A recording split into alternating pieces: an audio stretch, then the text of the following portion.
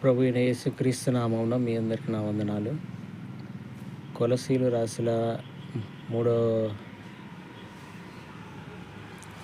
కొలసీలు రాసిన పత్రిక 3వ అధ్యాయంలో ఒక క్రైస్తవుడు ఎలా జీవించాలి, ఎలా బ్రతకాలి అని చాలా విషయాలు కొలసీలు రాసిన 3వ పత్రికలో తెలియజేయడమైనది.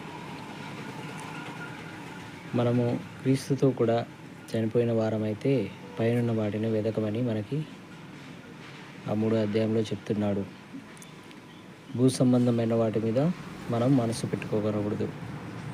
జారత్వము, అపవిత్రత, కామతురత, దురాశ వీటినన్నిటిని విడిచిపెట్టాలి.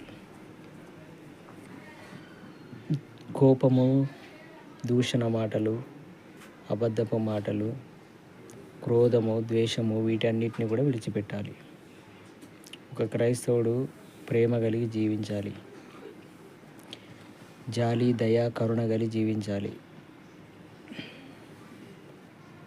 అన్నిటికంటే ముఖ్యంగా ప్రేమ కలిగి జీవించాలి. ఓకే, ఇవి తెలుసుకున్న మనం ఒక ఆత్మనైనా రక్షణలోకి నడిపించాలి. మనం రక్షించబడినాం, మనం కూడా ఒక ఆత్మలోకి రక్షించబడాలి. ప్రతి ఒక్కరూ మీ తోటి వారికి సువార్త ప్రకటించండి, ఆత్మలో రక్షించండి. మీరు కూడా ఆశీర్వదించబడండి.